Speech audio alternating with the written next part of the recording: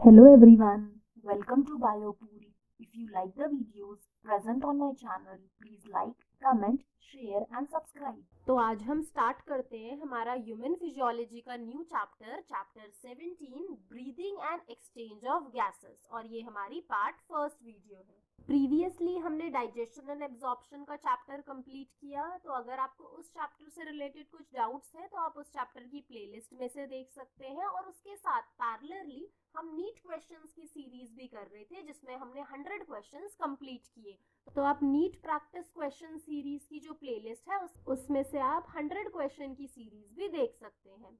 तो आपका जो ये चैप्टर है इसमें हम डील करेंगे रेस्पिरेटरी सिस्टम से कि जो ब्रीदिंग जो प्रोसेस है वो कैसे होता है, रेस्पिरेशन क्या है, ब्रीदिंग एंड रेस्पिरेशन में क्या डिफरेंस है, कैसे आपका ऑक्सीजन डिफ्यूज होता है बॉडी में, कैसे ट्रैवल करता है।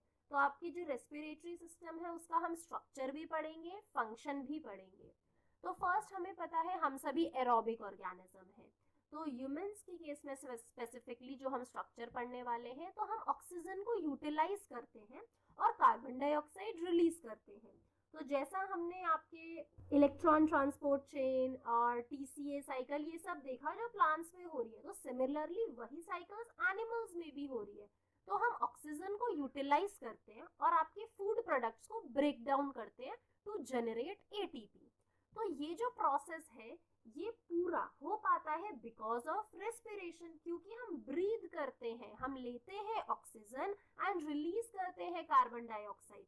और वो प्रोसेस जब हम उस ऑक्सीजन को यूटिलाइज करें to generate ATP is known as respiration. तो अगर आपसे ब्रीदिंग और रेस्पिरेशन में डिफरेंस पूछे तो breathing simply inhaling oxygen and excelling carbon dioxide, but respiration आपका क्या होता है, respiration is utilizing that oxygen to produce energy, that is ATP is known as respiration। तो हमारे जितने भी कैटाबॉलिक और एनाबॉलिक प्रोसेसेस हैं वो ऑक्सीजन का यूज करते हैं एंड कार्बन डाइऑक्साइड रिलीज करते हैं। तो देयरफॉर ऑक्सीजन हमारी बॉडी में कंटिन्यूअसली सेल्स यूज अप कर रहे हैं और रिलीज कर रहे हैं कार्बन डाइऑक्साइड।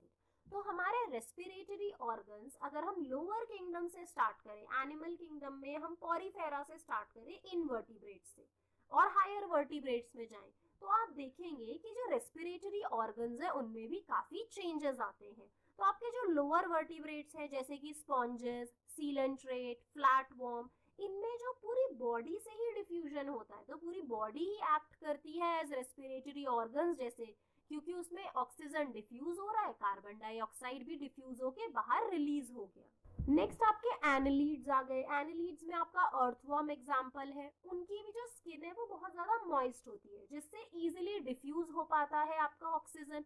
इंसेक्ट के केस में जैसा हमने कॉकरोच में पढ़ा, वहां पे होता है ट्रैकियल सिस्टम। तो ट्रैकियल सिस्टम की हेल्प से ऑक्सीजन कार्बन डाइऑक्साइड डिफ्यूज होता है। फिर आते हैं आपके फिशेस, एक्वेटिक ऑर्गेनिज्म जिनमें प्रेजेंट होते हैं आपके गिल्स। तो गिल्स हेल्प करते हैं गैशियस एक्सचेंज के लिए। आर्थ्रोपोड्स, मॉलस्क में हमने बुक लंग्स के बारे में भी पढ़ा, बुक गिल्स के बारे में देखा था। तो ये सभी आपके आप ऑर्गन्स डेवलप हो गए। आप देख सकते हो स्किन से स्टार्ट हुआ कि पूरी बॉडी से डिफ्यूजन हो रहा है, वहां से अब हम ऑर्गन्स पे आ गए जो स्पेसिफिकली रेस्पिरेशन का काम कर रहे हैं। अब हम हायर ऑर्गेनिज्म की बात करें, आपके जो एम्फीबियन है, रेप्टाइल्स है, बर्ड्स एंड मैमल्स, तो उन सब में लंग्स प्रेजेंट है ना।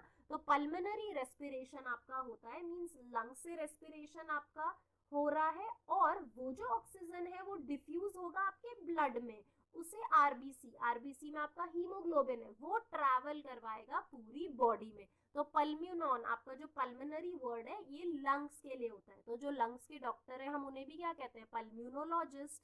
ठीक है। अब देखो जैसे कि आपके वर्टिब्रेट्स जिनके बारे में यहाँ बताया गया है, फिशेस तो गिल्स यूज करती है और आपके ये सभी ऑर्गेनिज्म लंग्स यूज करते हैं।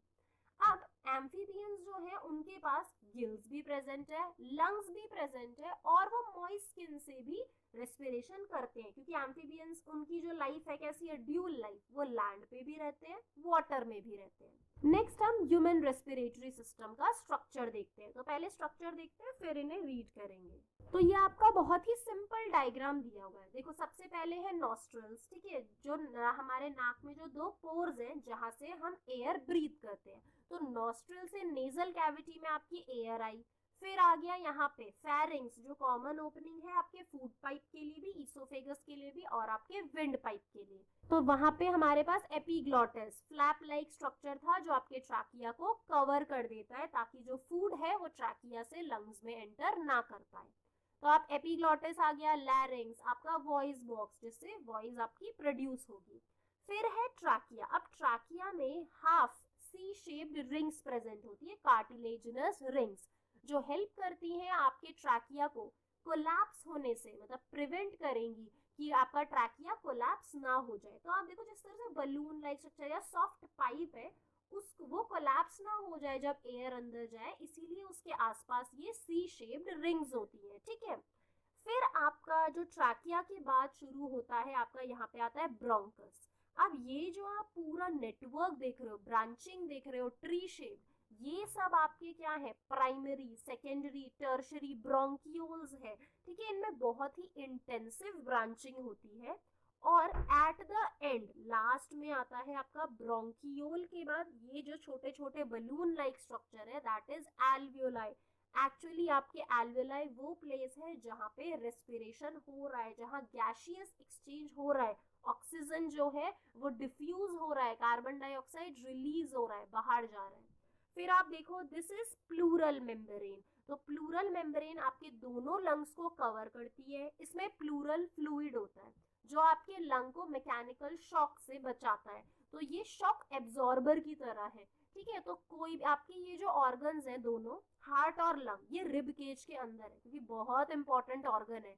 इन्होंने 1 मिनट भी रेस्ट कर लिया तो फिर हम लाइफ टाइम रेस्ट करेंगे, इसीलिए इनको आपकी रिब केज के अंदर बहुत ही अच्छी प्रोटेक्शन दी गई है, ठीक है।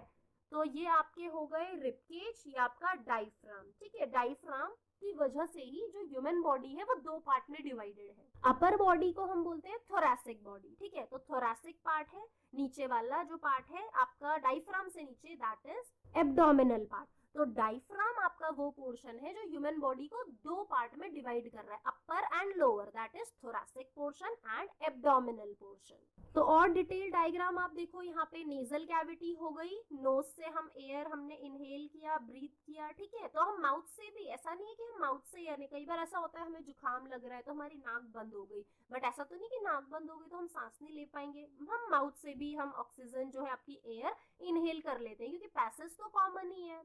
फिर आप देखो यहाँ पे एकदम क्लियर डायग्राम दिखाया गया है। अब यहाँ डिटेल इसको बताया गया है कि आपके primary bronchi, secondary, tertiary, tertiary के बाद आते हैं आपके ब्रोंकियोल्स, और उसके बाद आप देख सकते हो एल्वियोलाई। हम एल्वियोलाई को कहते थे ना 10th में कि बलून लाइक स्ट्रक्चर है, they are the actual site जहाँ पे एक्सचेंज ऑफ गैसेस हो रहा है। तो यहाँ पे भी आपकी बहुत ही इंटेंस कनेक्शन है आपके pulmonary artery and pulmonary vein का। तो अगर 10th क्लास में आपको लाइफ प्रोसेस वाला चैप्टर याद है तो उसमें हमने डबल सर्कुलेशन पढ़ा था।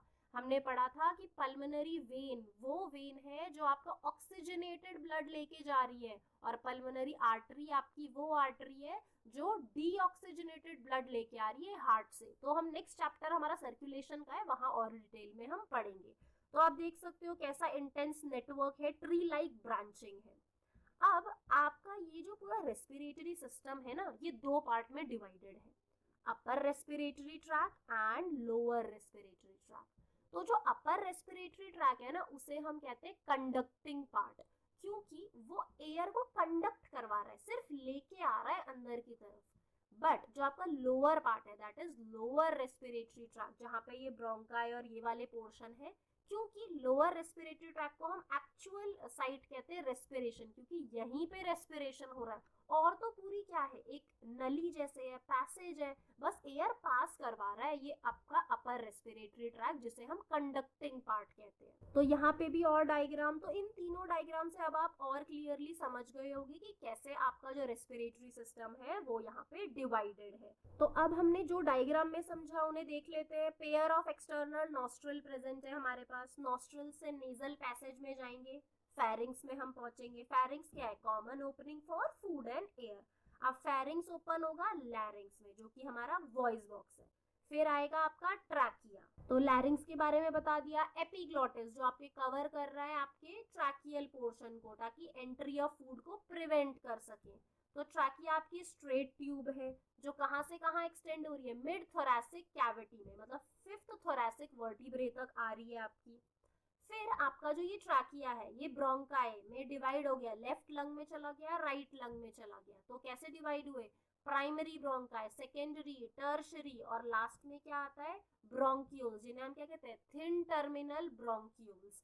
तो अब ये पूरा डिवाइड हुआ आपका ट्रैकिया लेफ्ट और राइट लंग में जाके। फिर लास्ट में जो आपके पास वैस्कुलराइज्ड बैग लाइक स्ट्रक्चर है, मींस बलून लाइक जो स्ट्रक्चर है, जिन्हें हम कहते हैं एल्वियोलाई, जो कि एक्चुअली जहाँ पे आपका गैसियस एक्सचेंज हो रहा है। तो हमारी जो लंग्स है, दोनों लंग्स कौन सी लेयर से कवर्ड है, दैट इज प्लूरल लेयर। और प्लूरल लेयर में है प्लूरल फ्लूइड, जो रिड्यूस करता है फ्रिक्शन लंग्स के बीच में, आपके मैकेनिकल स्ट्रेस से लंग को बचाता है। तो प्लूरल मेम्ब्रेन के बारे में बताया, आउटर एंड इनर। तो आउटर मेम्ब्रेन किससे टच है, आपकी थोरैसिक लाइनिंग से, तो रिब्स वाले पोर्शन से। इनर जो प्लूरल मेम्ब्रेन है वो लंग्स से अटैच्ड है। फिर मैंने आपको बताया था conducting part and respiratory part के बारे में। कंडक्टिंग पार्ट कहाँ से स्टार्ट हो रहा है, नॉस्ट्रिल से स्टार्ट हो रहा है टर्मिनल ब्रोंक्यूल्स तक। फिर ब्रोंक्यूल्स के बाद क्या है आपका रेस्पिरेटरी पार्ट, जिसमें एल्वियोलाइज आते हैं, जहाँ पे एक्सचेंज हो रहा है आपका। तो कंडक्टिंग पार्ट का सिर्फ यही फंक्शन है कि आपकी जो एयर है उसे ट्रांसपोर्ट कराना, एयर तक पहुंचाना। इसके अलावा एक दो और फंक्शन है, जैसे कि क्लियर करना फॉरेन पार्टिकल्स को, तो आपके नाक में जो भी कचरा है उसे वहीं रोक देना। कंडक्टिंग ट्रैक को जो है मॉइस्ट रखना, ह्यूमिडिफाई। तो आपको पता होगा जब जुकाम कभी लग जाता है, या फिर रनिंग नोज होती है या फिर एकदम ड्राई हो जाती है ना, तो ये जो ह्यूमिडिफाई रहता है ना आपका नेजल पैसेज, इससे जो बॉडी टेम्परेचर है वो भी प्रॉपरली मेंटेन रहता है। फिर एक्सचेंज ऑफ गैसेस कहाँ होगा, एल्वियोलाई में होगा। ठीक है, तो थोरैसिक चैम्बर का जो साइज है वो चेंज होगा, जो हम नेक्स्ट आपकी वीडियो में पढ़ेंगे, मैकेनिज्म ऑफ ब्रीदिंग, कि हम ब्रीद कैसे करते हैं, आपकी थोरैसिक कैविटी में क्या चेंजेस आते हैं। तो जो आपका थोरैसिक चैम्बर है, जहाँ पे क्या प्रेजेंट है, आपके लंग्स और हार्ट रिब केज के अंदर है ना, तो ये आपने देखा कि लंग्स के नीचे क्या प्रेजेंट है, डोम शेप्ड डायफ्राम। तो डोम क्या होता है, गुंबद की तरह है ना, तो आपका डायफ्राम का जो स्ट्रक्चर है वो चेंज होता है व्हाइल ब्रीदिंग। तो ये आपका लास्ट है कि रेस्पिरेशन में क्या होता है, रेस्पिरेशन में हम ऑक्सीजन ले रहे हैं, कार्बन डाइऑक्साइड रिलीज कर रहे हैं, गैसेस का डिफ्यूजन हो रहा है एल्वियोलर मेम्ब्रेन के थ्रू, एल्वियोलाई में, और जो ऑक्सीजन हमने डिफ्यूज किया वो ब्लड के थ्रू पूरी बॉडी में ट्रांसफर होगा, पूरी बॉडी से कार्बन डाइऑक्साइड वापस लंग्स में आएगा, और जिसे हम रिलीज कर देंगे आपके नॉस्ट्रल से। तो ये पूरा आपका स्ट्रक्चर था रेस्पिरेटरी सिस्टम का। If you like the videos present on my channel, please like, comment, share and subscribe. Thank you for watching the video.